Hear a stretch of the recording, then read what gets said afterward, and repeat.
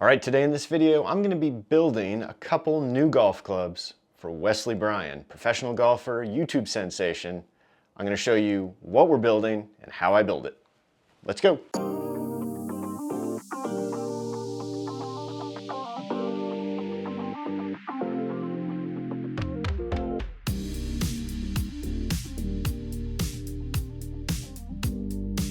Hi everyone, welcome back to the channel. Hope you're having a wonderful day. So today in this video, I'm going to be showing you how and what I'm building for Wesley Bryan. We've got a couple new irons that he's going to be trying out, maybe putting in his bag. We're going to be using the same specs that I used when I built his Takomo 301 MB and CB irons. However, today we're actually going to be using the Takomo 101T iron head in the 4 and the 5 iron. Let me show them to you side by side. So here's the 4 iron of the 301 CB that he currently has in there, and here is the 101T. As you can see, as we look at these two clubs, the 101T looks pretty similar, but it is definitely a little bit thicker, a little bit more forgiving as a hollow body iron, and should be just a little bit easier to get the ball up in the air, land it softly, all the things that you want, especially in a long iron. So that's what we're going to be putting together today. I'm going to be using the exact same specs that I used again for the 301. So same shaft, same grip, same length, lie, loft, all that stuff. But I'm going to show you the entire process from start to finish building these 101T irons for Wesley Bryan. Okay, first thing to do, let's get these iron heads prepped. Obviously, these are brand new heads, so we didn't have to pull anything. They are ready to go, but we're still gonna go clean up the inside, rough them up a little bit. First off, we're just gonna drill.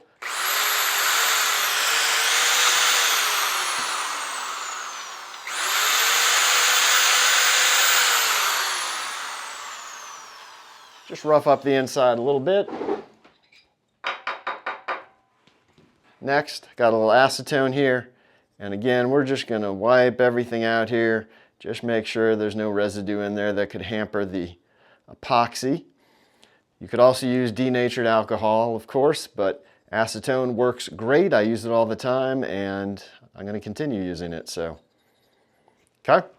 All right, next up, shafts. We're going to be using the granddaddy of all steel iron shafts and what we already have in all those other irons, which is Dynamic Gold X100 tour issue, so they are weight sorted to a tighter tolerance.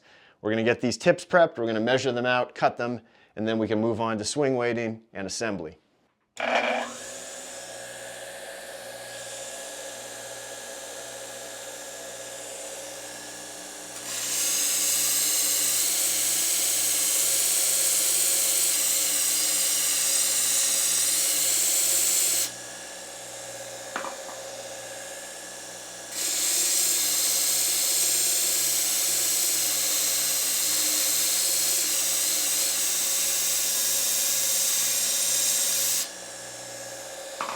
All right, next up, let's measure these out. We're going to be going what I consider standard length, which means 38-inch 5 iron, 38.5-inch 4 iron. Let's get these measured up.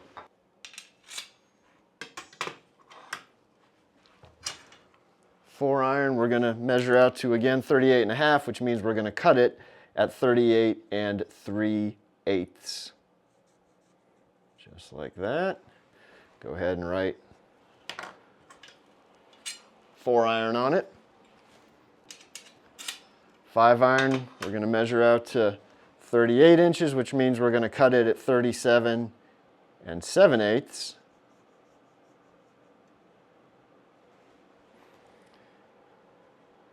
Put a 5 on that one. All right, now we can cut these.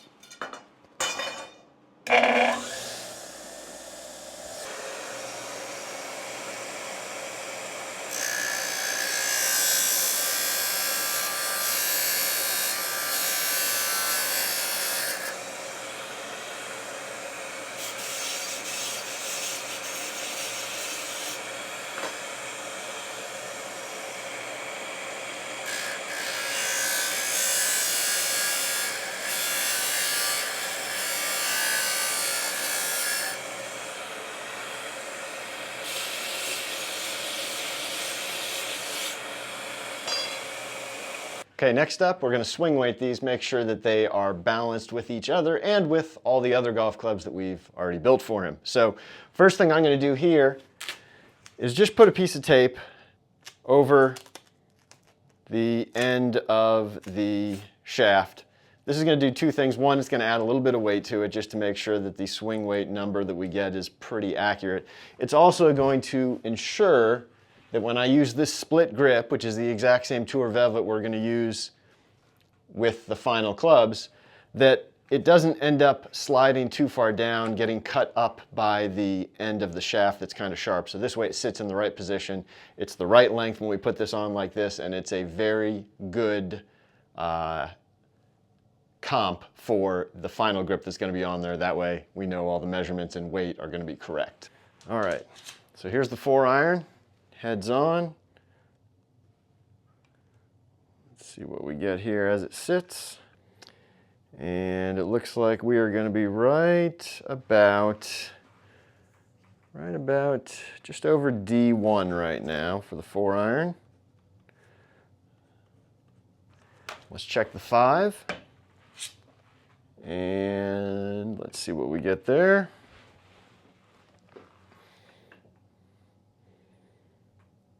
And the 5-iron looks like just about the same, maybe just a fraction lighter. So we will make note of that and adjust accordingly during the assembly. Couple things to mention at this point. First off, ferrule that we're going to be using here. I am just using the exact same ferrule that I did with the other irons that I built for Wesley, which is just this sort of medium height, black, simple ferrule. So it'll have the exact same ferrule, should blend pretty seamlessly from those 301s into this 101T, which is what we want. Other thing to make a note of here is that these heads, these Takomo iron heads, are all 370 tip. They are all parallel tip hosels or parallel width hosels. However, these shafts, Dynamic Gold Tour Issue X100s, are all 355 taper tip shafts. So what that means is if you just put this shaft into this head, you're going to have a fair amount of wiggle. And you don't want that because it can lead to the shaft leaning in different ways. It also means the bond won't be as good. None of those things are what you want. So we're going to be using, again, one of my favorite tools, and I've mentioned them in countless videos, but we're going to be using our standard brass shims to ensure that we get a nice, snug, even, symmetrical fit so that everything is exactly where it needs to be and holds together properly. Okay, next up, since we are using brass shims, we are going to go ahead and, just like we do with every other surface when we are building golf clubs, we want to just rough them up a little bit. So I'm going to rough up the inside.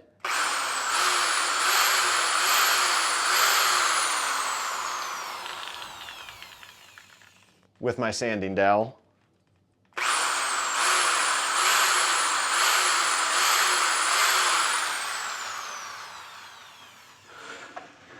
And then we're going to rough up the outside with the belt sander.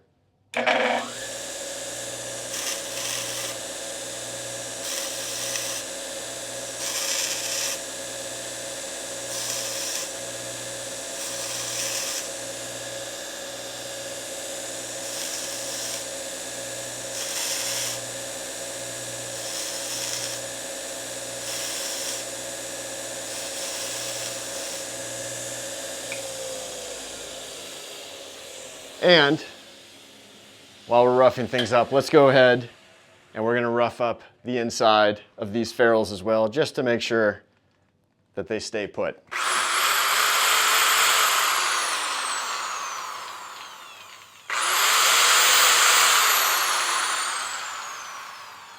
All right, everything's prepped, everything's ready to go. Let's mix up some epoxy, get these guys put together. All right, I'm using my favorite Golfworks Tour Set Plus epoxy. Basically sets in about 60 minutes, is fully cured in a number of hours, but we're going to put it in the hot box, speed everything up a little bit so that we can get this all wrapped up in a single session. We'll also go ahead and just add a few shafting beads to this just to ensure that we get a more centered fit. Just one little scoop like that should be plenty. And let's get these stirred up. I like to mix my epoxy for a good 60 seconds just to make sure it is fully combined. I think when people sometimes have issues with epoxy and sometimes they have epoxy failures, I think one of the big reasons for that is not thoroughly mixing the epoxy. That's also why I like to use these little cups, because it just ensures that everything gets mixed together well and properly. When you try and mix it just on a piece of cardboard or something like that, it's not always as easy to get the edges of it all mixed together properly, whereas this, it's all self-contained. You know you're getting a good, full, complete mix. Let's put these together. Again, the swing weight on these was coming out right around D1. We are not going to add any additional weight because we are going to be doing one extra thing at the end of the build that I'm going to show you. So the fact that these are just a touch light, because what we're hoping for is around D2, having them at D1 is actually perfect for right now. Get a little epoxy on there. Down we go inside the hosel. Again, don't over epoxy, just enough to coat all the surfaces. That's all we want. Let's grab the matching shaft. Make sure you always have the right shaft for the right head. We're going to put a ring of epoxy right there real thin just to help hold the ferrule in place. We're going to slide the ferrule on into a general location, just about an inch or so up off the tip of the shaft. Now we can go ahead, put some more epoxy on the shaft, like that. Next, we're going to take one of our brass shims, slide that over the end. Try not to get it all over our fingers, just like that. And now we just want to make sure that we get a little bit of epoxy on all the legs of that brass shim. Just like that. Now we just put them together. Slide it in, work it back and forth. And now we can start twisting like that. We're going to tap it down a few times, make sure it's fully bottomed out in the hosel.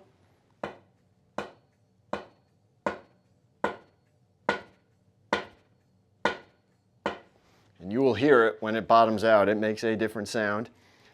And now we'll spin it a couple more times and then just make sure that our logos are where they need to be. And we'll go ahead and double check that in a minute or two, but put that right there. Let's go ahead and wipe the excess epoxy off.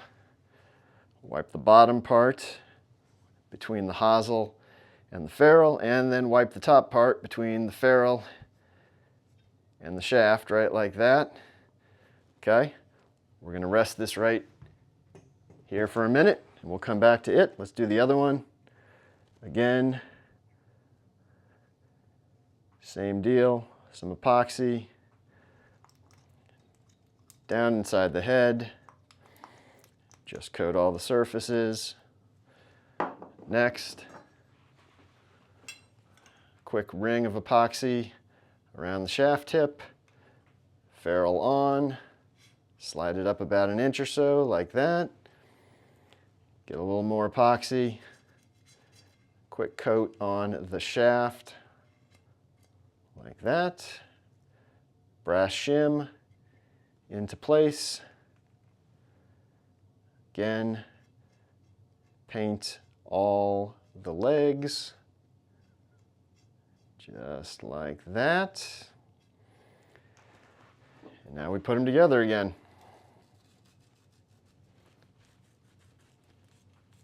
Bring it upright. Let's give it a few taps.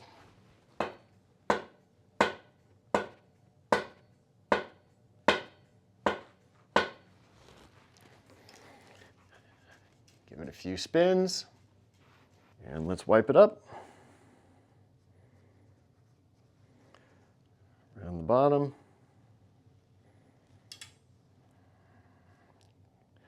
Try not to get it all over my hand, and around the top, just like that. All right, set that like that. You get a little more paper towel. We're going to put just a tiny bit of grip solvent on there, just to help wipe off any residual epoxy that may have gotten anywhere. So first thing I like to do, again, is make sure that our logos on the shaft are actually where they are supposed to be. So this is obviously going to be logo down, so we want to make sure that the dynamic gold is nice and in line with the shaft, just about like that. Okay, and now we can just give it one last little wipe down. Make sure we wipe all around the hosel. The cleaner you get this now, the easier it makes it when you come back to finish everything off later. It just makes for a much simpler final bit of cleanup. So a little extra work here will pay off at the end. Everything looks good. This guy into the box as well. We're going to go ahead, put this epoxy also into the box because that will tell us when everything is cured and ready to go. And now we can zip this up. And we'll come back in about an hour. All right, epoxy's dry. We can turn down the ferrules now. We're going to bend the lie angles, put the grips on. We got one other little thing we're going to do, and these clubs will be ready.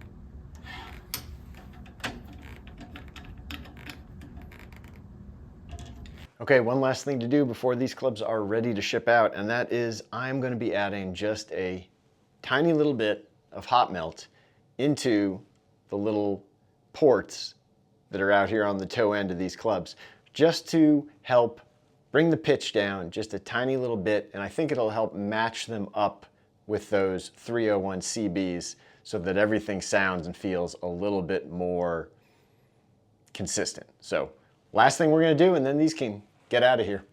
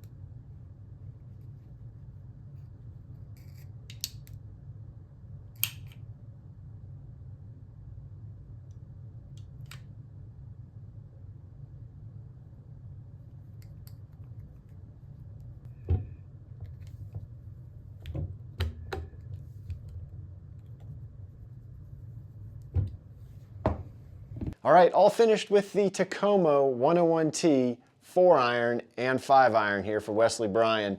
Spec checked everything out. Everything looks good. Should match up perfectly with the existing set of 301 CB/MBs that I already built for him. Hopefully these can go right into the bag and be just a seamless transition between that 6-iron there and then going into this 5-iron and this 4-iron. So I'm going to package these up, get them shipped out. Keep an eye out for them on YouTube. They may pop up somewhere. So hope you enjoyed this video. If you did, like, comment, subscribe, hit the bell icon so you'll be alerted when I post new videos, and I will see you on the next one. Bye.